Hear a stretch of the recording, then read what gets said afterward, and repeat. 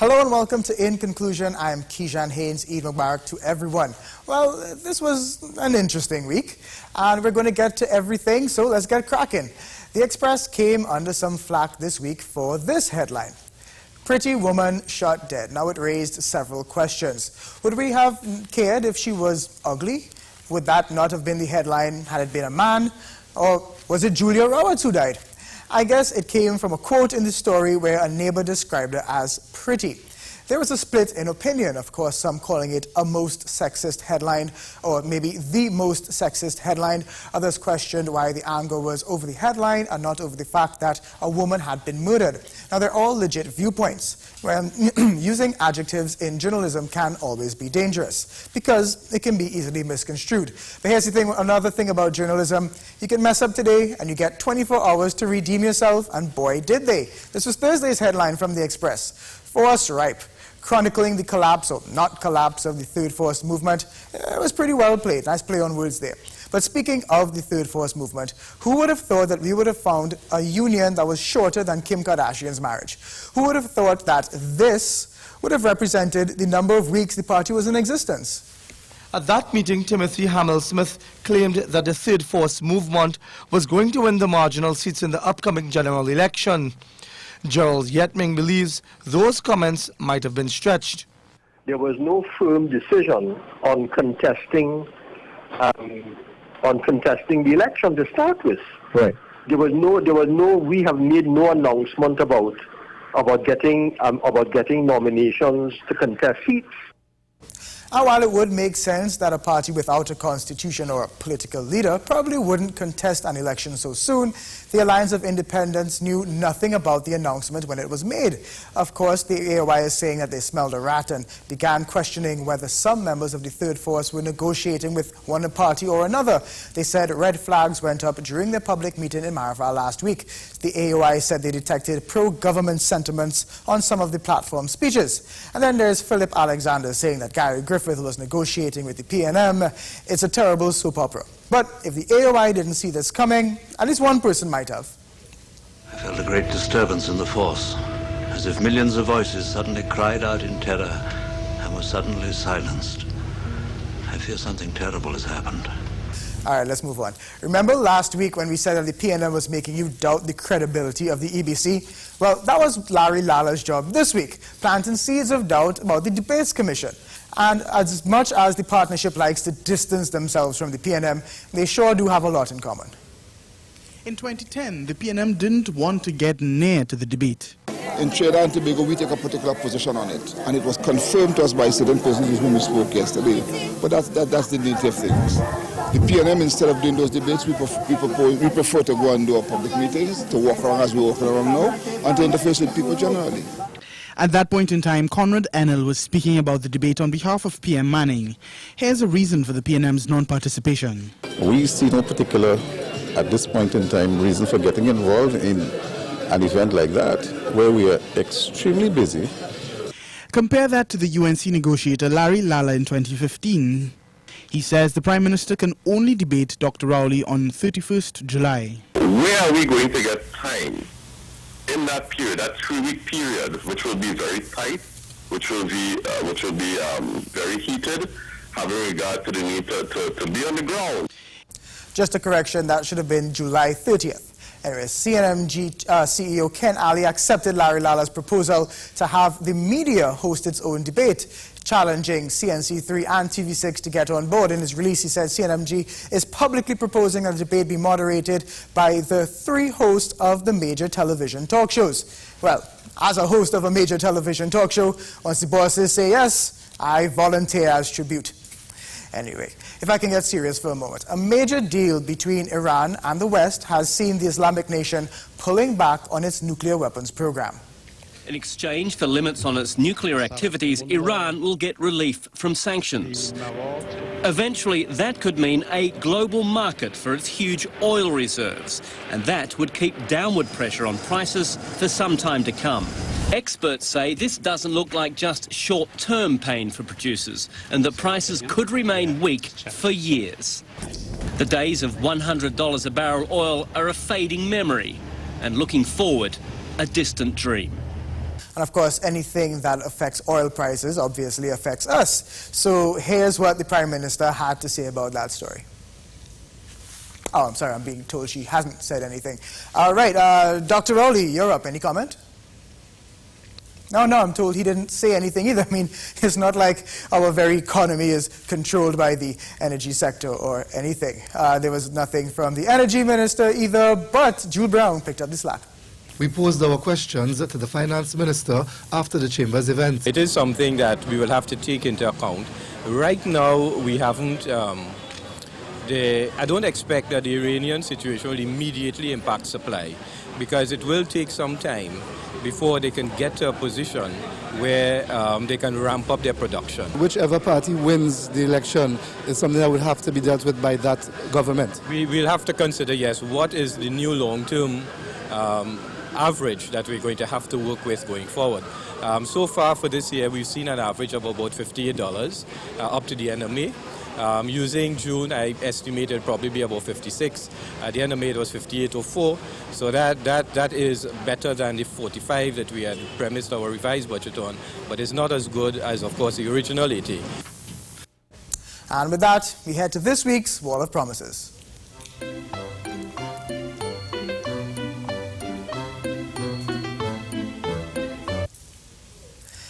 Here's the Prime Minister's Wall of Promises. Remember when Dr. Rowley promised last week to improve Port of Spain?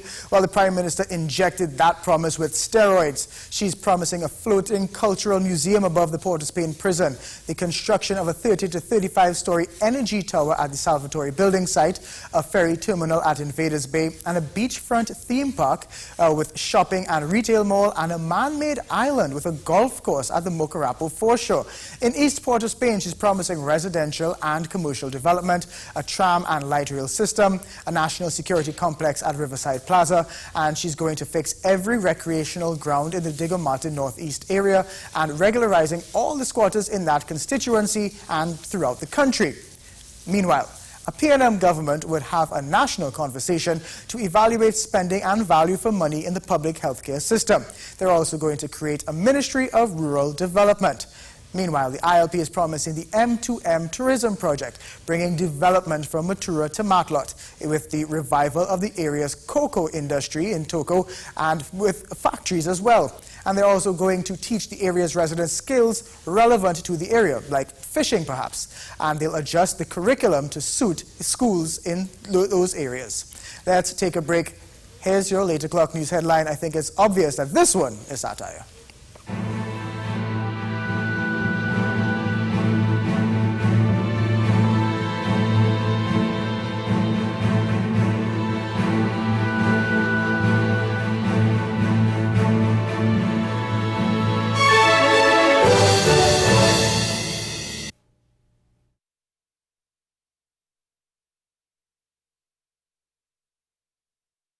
What is Apex? It is the pinnacle of high-performance vision. It is clarity, no matter what angle you look at.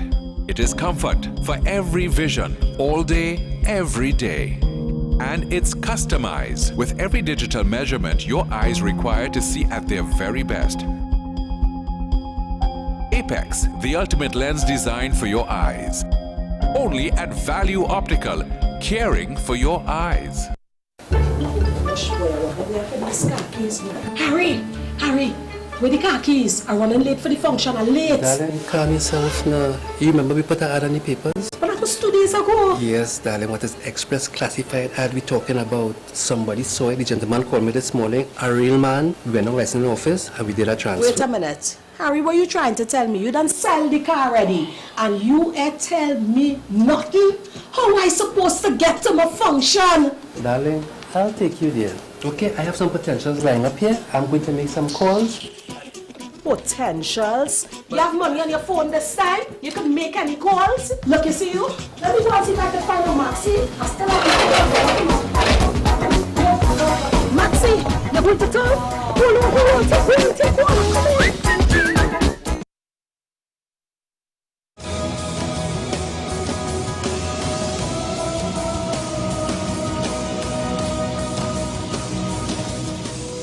Welcome back. Over the past couple of months, there have been several complaints of journalists attacking journalists. Well, one in particular stands out. I caught up with Marcia Braveboy yesterday and asked her what's it all about. You have a show called The Lead on 91.1. Yes. Tell me about the show and what the show is about for people who may not listen. Well, The Lead is a regular news and current affairs program. As a journalist, I like politics, so it focuses heavily on politics. And I also engage the public in media bias, conversations about media bias and media manipulation, to ask them if they're able to spot it. When they're not, I expose it where I can when it happens, right? And so, but the show is a general talk show that deals with political issues. Like when I now started, I engaged heavily in human interest issues. Like every Friday, I would have the marginalized groups, and then like differently able persons would come on the show every Friday. And then why do you switch to politics? So when do you switch to politics? I switched it. I wouldn't say about switch to politics. It was always dealing with the political issues. Just as the Express is a political paper, it focuses more on politics, and the Newsday focuses a lot more on crime. The show focuses heavily on politics because the journalist behind it likes politics, right? And you spoke about media bias. What is your definition of bias? Well, I don't know about my definition of bias. Bias remains the dictionary definition of bias when you're talking about favoring one person or one entity over another. But I find in Trinidad bias just means you favor. If there's a position that you don't necessarily agree with, all of a sudden it's considered bias. The Express and TV6 have been considered biased on both sides. We biased towards the PNM one minute, we biased towards the UNC on another. Isn't that what bias is? Well, the Express bias doesn't fall in the pot of the Express alone. It's media in general. All right. Everyone, I believe, I would think, have their biases. I don't know that if it is a situation where it does not please someone, that is necessarily bias. I'm talking about bias in the true sense of the meaning and not from the perspective of what pleases someone, whether it be their politics or their political allegiance or anything like that. And I gave an example of, in terms of the manipulation of when Denise Wren, for instance, did that story about the FBI looking to interview government ministers. And I called her out and I said, state your source, because you can't write the story and give the impression that you have a source inside of the FBI, when as a seasoned journalist, I know better. And I know of a journalist in the U.S. who made a jail protecting her source in the FBI. And I just thought it was a silly story. It was erroneous. It was misleading. It was manipulation. And so, I raised that as an example to say that I point out situations like that. And of course, all of that came out of the whole situation with the Facebook exchange and all of that. And I feel like what this show does as well is to point out errors in stories maybe, or somewhere where the journalist might have gone wrong. But a lot of people are saying that you attack them personally. And I've listened to your show and there are a lot of personal attacks. Why is that, and why is that? Okay, give me an example of because not a show goes by where you don't raise an issue with Sunati Maraj or Sheila Rampersad. On a professional level. A lot of people will disagree that your stories are professional. They want persons to believe that it is personal. I raise issues with them on a professional level. Calling something a Sunatized headline is not professional. That's a personal attack. You see that as a personal attack? All of that ties in to her supposed professionalism, right? Which in my interpretation of what Suniti does, her approach and so on is very partisan inside of the newsroom. And why do you feel that she has that much weight inside of any newsroom at all, that she is controlling the media? You were giving her this sort of... It's not a feeling. I have documents. I have documents to prove right? And I can give you copies of it to show where Sinity was politically consulted by the People's National Movement. Why haven't you ever just presented these things instead of, because what it sounds like is just ramaging on the radio, so to speak, without putting any hard facts forward? Well, I can always do that. You can? I can always do that, but I have documented evidence, to show that Sinity is someone, who has been politically consulted, and in a way that her contribution to that consultation will end up in a PNM manifesto. Right, so I am saying if you are doing that's a huge allegation, and as a journalist, I have the documents. I totally have the documents to prove it. This is time you bring it forward, don't you think? Yes, you would like a copy of it? Sure. Yeah, I would. And there's also the issue with Sheila Rampasad last week. You on and talking about she was concerned with your anatomy and all of these things. And that is not a professional journalist-to-journalist conversation. If you want to say your story was poorly written, that's fine. Yeah, but if you're saying that she sits around in the office and she talks about people's anatomy, that seems very personal. Yeah, because she engages on a personal level. I may have done it on the air, but the fact is that she does it. Right? But what happens in the newsroom is one thing, but why are you bringing that on the air and calling it journalism? I was drawing a reference to her article to say that this is who Sheila Rampasad is. And while the article may seek to come across professional, it isn't. But do you think your response is professional? Whatever your personal feelings are towards Sheila, or what's unprofessional about my response? If I know somebody personally, but I don't like them professionally, why should I bring my personal issues into the profession, into the public? What does dislike have to do with it? I don't dislike anybody. You don't. All right, let's take a break. You don't want to miss part 2 of the interview.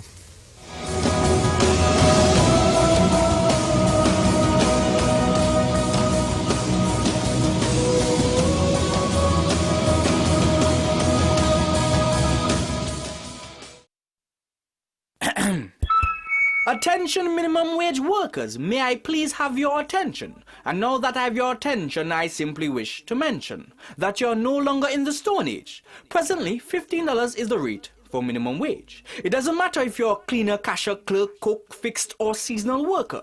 The minimum you're entitled to is $15 per hour. And our law mandates employers not to pay below this stipulated rate. But wait, did you know you're entitled to paid meals, rest breaks, vacation and sick leave? Yes, best believe. You're hearing all this jolly information and it's not even Christmas Eve. Today, workers who get paid more than $15 are entitled to overtime pay. As a worker, you need to know your rights from your left, so you won't get left behind feeling depressed and sour. But remember, Minimum Wages Act protects any person who earns between $15 to $22.50 per hour. For more information, contact 299-0300, extension 2064 or 2066. A message from the Ministry of Labour and Small and Micro Enterprise Development. So we're talking curry duck, curry fish, barbecue chicken, rice, dal, provision, you name it, it's here in Avocat. And we in the river. Next on Cuisine Caravan. Join Just Jace along the Godino River as he limes with the Good Times, Good Friends crew of St. John's Trace Avocat. Good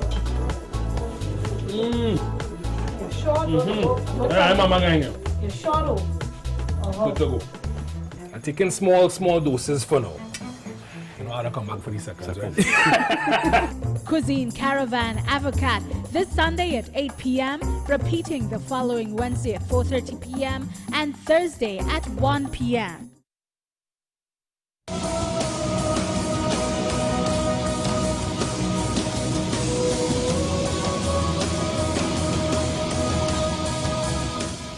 Welcome back. Here's part 2 of that interview with Marcia Braveboy.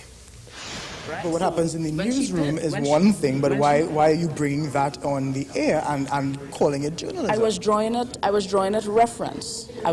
reference to her article to say that this is who Sheila Rampasad is. And while the article may seek to come across professional, it isn't. But do you think your response is professional? Whatever your personal feelings are towards Sheila, or what's unprofessional about my response? If I know somebody personally, but I don't like them professionally, why should I bring my personal issues into the profession, into the public? What does dislike have to do with it? I don't dislike anybody. You don't dislike anybody? No. So then why are they attacked? Not a show goes by where you don't come out and say something about Suniti. That is not true. This entire week, this entire week, I didn't say anything about Suniti. Which Suniti are you talking about? Suniti Mirage, columnist. Yeah. This whole week gone by, I don't remember what she looks like. Is that an attack? Is that unprofessional? You saying that you don't remember what she looks like? Is that not journalism? That you don't remember what she looks like? No, I'm asking you. But this entire week I didn't talk about Suniti. You said there's not a show goes by that I don't talk about it. That's not true. But obviously, you know that you have attacked her before, and it's been raised even as because there's a way to handle issues in the media, which is what I would like to think that I do with my show. Yeah, but there is a way. You approach them based on their story, the content of their story. You could even write the spelling. But when you start saying that she is an agent of the PNM, and let's just say she was. Who I said is an agent of the PNM? Sheila? No, Suniti, you just said that she would have. But I told you that I have documents to prove that she was politically consulted by the People's National Movement. Are you being paid by the People's Partnership to have this sort of discussion on that is, again, I call that a sanitized question because Suniti Maharaj brought that into the domain. So why is it unfair for me to ask this question of you? Excuse me. Is Suniti Maharaj being paid to write the columns that she writes by the People's National Movement? She would be paid by the Express. It's a defaming question. Well, you know that for sure, but is she also paid by the People's National Movement? But I'm asking, I put the question to you. Are you being paid by the People's Partnership to raise these issues? I get paid by CNMG. I work for CNMG and I get paid by CNMG. Just as how she works for the Express and gets paid by the Express, right? So why would you assume that she's being paid by the PNM and why would you assume that she's being paid by I did not assume anything. You came with the assumption that I was being paid by the partnership. You call that journalism, I don't know. You came with that assumption. I didn't assume. I asked you. Are you being paid? I work for CNMG, Kejan. So where did that question come from? And how professional is that? And does Mr. Kenali actually agree with a lot of the things that you say on the radio? Because there are a lot of complaints. I understand that. No, you didn't answer my question. Where did the question come from about if I'm being paid by the partnership? When as a journalist, you know that I work for CNMG. Well, no, because you were accusing the Suniti of being paid. I'm not accusing, so can I put the same question to you? I have the proof. So I even told you I can give you documents. So there's no reason why I can't put the same question to you. You have a choice it's not the same as an interview. You have a choice to either answer it or not answer it. You are deflecting. It's not the same question. You asked me if I'm being paid by the partnership. And you have yet to answer. And I work for CNMG. But that is okay. So right. you, but isn't are that, you? Isn't but that you have even you a have defaming question? Yes or no question. Are you being paid by? Isn't it a defaming question? It is still a question that you have yet to answer. No, you are deflecting and you're not being honest. I am being honest that you haven't answered the question. I asked you, is Suniti Maharaj being paid by the People's National Movement to write the columns that she writes? I will put that question to Suniti, but now I'm putting the question to you, Marcia. You are going to ask I will ask Suniti if she's being paid, but I'm putting the question to you now. Hold on. Are you being... You're going to ask Suniti if she's being paid by the PNM to write what she writes? I can ask Suniti that question the same way I can ask you the question, are you being paid by the People's Partnership? Now you're being open, right? And I'm saying the question is a defaming question. I work for CNMG, I get paid by CNMG. Are you also being paid by the partnership? Are you being paid by the PNM to ask me that question? I am not being paid. I just answered your question. You have yet to answer mine. I get paid by CNMG. Are you being paid by the partnership? I get paid by CNMG. Is the CNMG the same as the partnership? I don't work for the partnership. I work for state media. So a yes or no question, Marcia, are you being paid by the partnership? No, because it's a defaming question, right? And I'm telling you that I work for CNMG, which you know, which you're aware of. You sought to defend Suniti when I mentioned if you ask her the same question, you responded by saying she works for the Express. And my response was, well, I work for CNMG. So you asked if she gets paid to write the article. I said she gets paid by the Express to write the article. That was after the fact. That was after the fact. But your original response was she works for the Express. And does Kenali, as an employee of CNMG, does Kenali agree with this level of? And I will use the word attacks because they are attacks. They are very personal. I don't see them as attacks. They are personal, and they go beyond the level of professionalism that we seek to strive for in journalism. What kind of professionalism? Media association professionalism, math professionalism. What is professionalism in the media? Curtis Williams was the president of the Media Association of Trinidad and Tobago. And he had a job in the communications unit in the THA while he was president of MAT. Is that professionalism? That's debatable. And it's an issue that can be discussed. But again, that is his professional. That's debatable. That is two professional. That is debatable. That is two Kejan professional issues. Whether or not he can be a journalist or whether or not he can work there. What you are saying, you are attacking. You are saying that somebody is being paid by the PNM, and you are saying that I understand. And that, I'm looking at the inconsistencies. I'm looking at the inconsistencies. But if you are attacking now. That is a legitimate question that you have raised. But to say that Sheila Rampersad is going around in the office and liking this and obsessed with your anatomy and that sort of thing, is that on the same level of asking? I never said in the office. I never said she goes around in the office. You said she's in the office and she talks in the office about... I said in the media. I never said in the office. Is Sheila Rampersad based in the office? This is what you said. I listened to your show as well, Marcia. It said, I've said in the media. I didn't say in the office. I said she goes about the media. You said people hang around. You said people hang around her in the office and they talk and she talks about the anatomy. I never said that. And you called other names of journalists. And again, you also wrote on Twitter that I said Jabari was corrupt. When in fact, I said corrupted. You said corrupted. You can check the tweet. The tweet is still there. You said Jabari is corrupted by his father. The tweet is still there. Unlike that whole incident with the fake tweets with Varma Ramdan, I don't delete tweets. Nobody deletes tweets. Yeah. You can go back and check it. All right. So again, and that's another reason. So how is saying that Jabari Fraser is corrupted by his father, Tony Fraser? How is that professionalism? What's unprofessional about it? You are attacking somebody because of his father. When a teacher is educating students, isn't that a way of corrupting their minds? What is your perception? What is your definition of corruption? What is, I was supposed to ask you, what is your definition of corruption? Right. Is teaching in general corruption? Isn't teaching suppressive? Is teaching suppressive? But it seems as though, so how is anyone supposed to learn? Are we supposed to just figure it out on ourselves? Doesn't corruption come with education and learning and all of that and knowing? Doesn't some level of corruption come with that?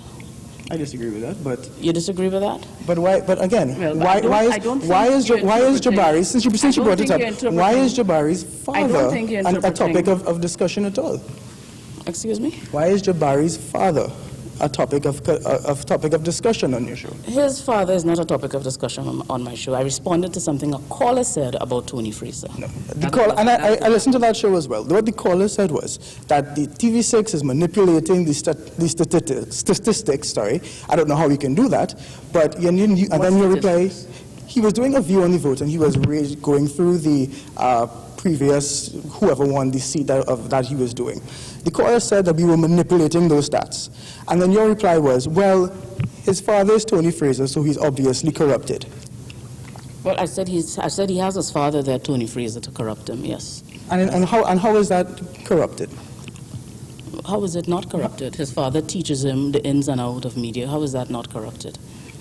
And Tony Fraser is a very well-respected journalist. So again, how is that corruption? Well-respected. I mean, Tony Fraser is one of those persons who, for instance, he was a consultant at CNMG while he was doing communications with government ministries. Tony Fraser was always a freelancer. And I'm not accused. What is the difference? He's based in a newsroom. Freelancer has nothing to do with it. So you're a freelancer. You're a freelancer for CNMG. Do you work nowhere else? No. I work at CNMG. You only work at CNMG? Yes. And you don't work for the partnership? No. Not in any way? No. Shape or form? No. And the partnership does not pay you? No. That's the first time you've answered that question. No, but because it's, in the context that you asked the question, I could not respond the way you wanted me to respond because I thought it was a defaming question, right? Which is what I told the reporter, the Express, when she called me. It's a defaming question. And the same way I asked you, is Siddharthi Maharaj being paid by the PNM to write at the Express? And your response was the Express pays her. Right? And I'm saying, well, I work CNMG. So why you want to step outside of that and think someone else pays me when I work for CNMG? I'm glad you finally did answer the question, though. Well, I mean, it fell under a completely different context for me.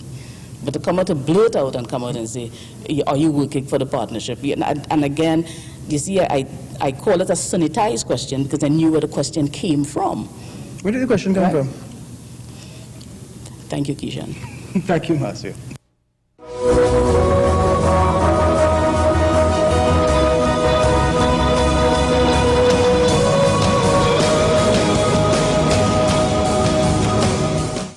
Cough drop zero, the best cough drops ever. This will help me in a situation I had the other day, you know. Walking on the road, a man passing, smoking, coughing, and on top of that, suiting me and saying, sugars, sugars. I should have handed my cough drops, you and say, no sugar. This tastes real good, boy. A moment on your lips, it won't go to your hips. Cough drop zero. I could definitely kiss my wife for now. Cough drop zero, very refreshing. Diana, the sweet genius. All this will be over. Sorry, Yuma. To do what we do, you have to be willing to give up everything. I know sacrifice.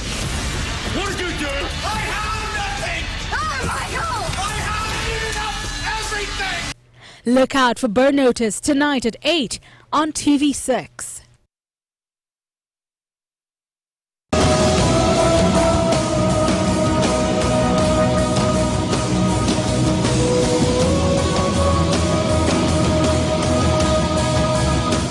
All right, take your time to catch your breath. That is our show. Remember, this show re-airs on Tuesday morning at 9:30. I'm Kejan Haynes. This was In Conclusion.